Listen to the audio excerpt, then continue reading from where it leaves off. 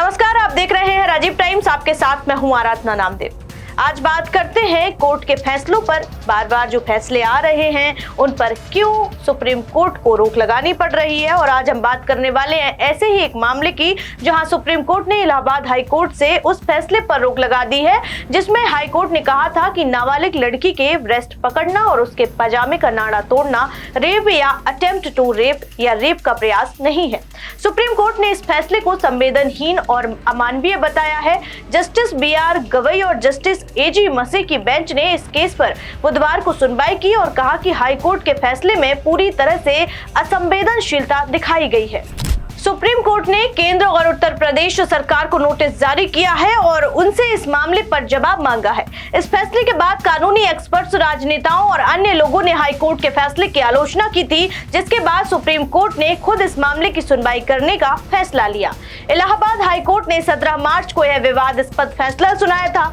Court ने कहा था कि किसी लड़की के निजी अंगों को पकड़ना, उसके पैजामे का नाड़ा तोड़ना या उसे जबरदस्ती खींचकर पुलिया के नीचे ले जाना रेप या अटेम्प्ट टू रेप का प्रयास नहीं माना जा सकता। इसके बजाय आरोपियों पर यौन उत्पीड़न की अन्य धाराओं के तहत केस चलाने का आदेश दिया गया था। यह मामला कासगंज उत्तर प्रदेश का है, जहां एक महिला ने अपनी 14 साल की बेटी के साथ हुई घटना की शिकायत की थी। 10 नवंबर 2021 को जब लड़की अपनी मां के साथ घर लौट रही थी तो 3 पुरुषों ने, जिनमें पवन, आकाश और अशोक थे, लड़की को बाइक पर बैठाया। रास्ते में पवन और आकाश ने लड़की के प्राइवेट पार्ट्स को छुआ और आकाश ने उसे पुलिया के नीचे खींचने की कोशिश की और उसके पैजामे का नाड़ा तोड़ दिया। लड़की की चीख सुनकर कुछ लोग मौके पर पहुंचे, लेकिन आरोपियों ने उन्हें धमकाकर भाग गए।